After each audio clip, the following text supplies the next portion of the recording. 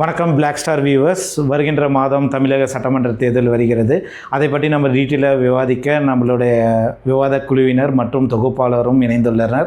நம்ம டீட்டெயில்டாக போய் பார்ப்போம் வாங்க. வணக்கம் பிளாக் ஸ்டார் நேயர்களே. இன்று நம்ம பார்க்க போகிறது என்ன அப்படின்னா, நம்ம 2026 சட்டமன்ற தேர்தலை ஒட்டி இன்றைக்கி நம்ம விமர்சனம் பண்ண அரசியல் விமர்சகர் தாமோதரன் கூட இருக்கார். அவர்கிட்ட நமக்கு தேர்தலில் இருக்கிற சந்தேகங்கள் என்னென்னு நம்ம கேட்க போகிறோம். வாங்க அவர்கிட்ட கேட்கலாம். வணக்கம் தாமோ. வணக்கம் முருகன். வணக்கம் பிளாக் ஸ்டார் தமிழ் நேயர்களே. தமிழ்நாடு சட்டமன்றத்தில் மொத்தம் எத்தனை தொகுதி இருக்குது, எத்தனை தொகுதியில் வென்றால் நம்ம ஆட்சி அமைக்க முடியும், அதை பற்றி கொஞ்சம் டீட்டெயிலாக சொல்கிறீங்களா? சொல்கிறேன். இப்போ தமிழ்நாட்டை பொறுத்தளவுக்கு பார்த்திங்கன்னா 234 தொகுதி மொத்தம் இருக்குது. அதில் ஆட்சி அமைக்கணும் அப்படின்னா அதில் பாதி கூட்டல் 1 அப்படிங்கிற சீட்டு நீங்கள் வாங்கணும். அப்போ 118 சீட்டுகள் வாங்கினா நீங்கள் ஆட்சி அமைக்க முடியும். இது 2 வகையாக இருக்குது. தனிப்பெரும்பான்மையிலையும் ஒரே ஒரு கட்சி மட்டும் போட்டிட்டு இன்னொரு கட்சிகள் வேறு போட்டிகளில் ஆப்போசிட்டாக இருந்துட்டும் நீங்கள் 118 மட்டும் ஒரே கட்சியாகவே வாங்கிட்டீங்கனாலே ஆட்சி அமைக்கலாம். அது இல்லாமல் கூட்டணிகள் தேர்தலுக்கு முன்னாடி கூட்டணிகள் அமைச்சு மொத்தமாக 118க்கு மேலே இல்லாட்டி 118 வாங்கினாலும் ஆட்சி அமைக்க முடியும். டீட்டெயிலிங்காக சொன்னதுக்கு நன்றி தாமோ. இப்போ பார்த்திங்கன்னா தனிப்பெரும்பான்மையோட நம்மளால் ஆட்சி அமைக்க முடியல அப்படின்னா நம்ம இதை எப்படி நம்ம சட்டமன்ற ஆட்சி அமைப்பாங்க, அதை பற்றி கொஞ்சம் டீட்டெயிலிங்காக சொல்லுங்கள்.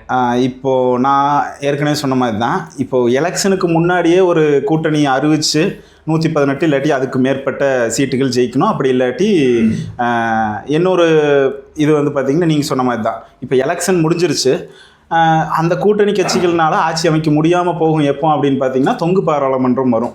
இப்போ ஒரு ஃபார் எக்ஸாம்பிள் ஒரு 3 பார்ட்டி இருக்குது. பார்ட்டி ஏ, பார்ட்டி பி, பார்ட்டி சி. ஒரு பார்ட்டி 75, இன்னொரு பார்ட்டி 75, பார்ட்டி சி ஒரு 84 சீட்டுகள் பெற்றிருக்கு அப்படிங்க வைக்கும்போது உங்களுக்கு 118 இருக்கணும். மெஜாரிட்டி 84 சீட்டு இருக்குங்கிறனால அந்த பார்ட்டி சியை நம்ம ஆட்சி அமைக்க முடியாது.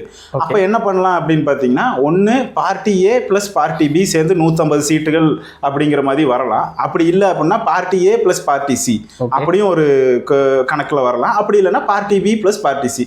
இந்த மாதிரி நீங்கள் எப்படி பார்த்தாலும் 118 இல்லாட்டி 118க்கு மேலேயான சீட்டுகளை நீங்கள் வென்றே ஆகணும்.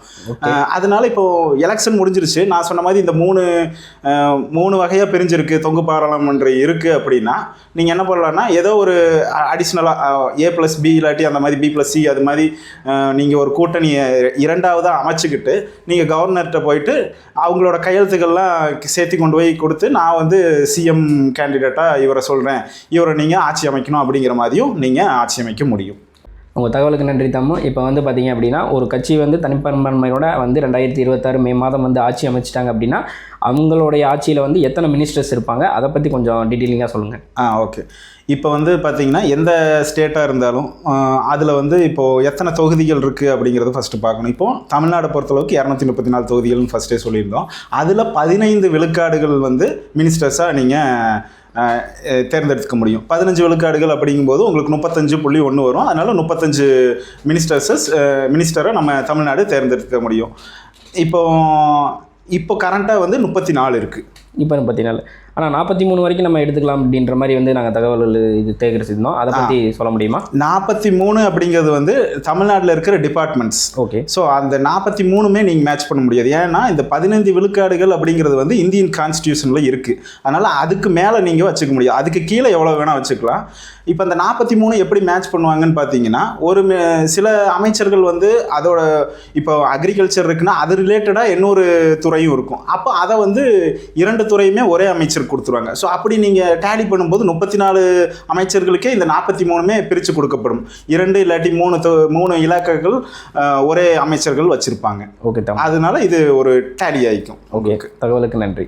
இப்போ ஒரு வாக்குடைய முக்கியத்துவம், அதனுடைய வலிமை என்ன அப்படின்றத நேயர்களுக்கு நீங்கள் சொல்லுங்கள். வாக்கோட வலிமை அப்படின்னு பார்க்கும்போது ரைட் டு ஓட் அப்படிங்கிறது நம்ம இந்தியன் கான்ஸ்டியூஷன்லேயே இருக்குது.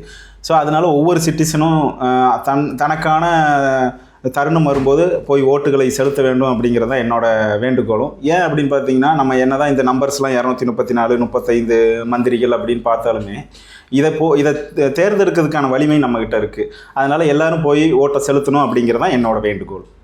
ஓகே. வணக்கம் பிளாக் ஸ்டார் தமிழ் நேயர்களே. அனைவரும் உங்களுடைய வாக்கினை உங்கள் தொகுதியில் செலுத்துங்கள். இது பிளாக் ஸ்டார் தமிழ் சார்பாக நாங்கள் உங்களிடம் கேட்டுக்கொள்கிறோம். நன்றி. நன்றி.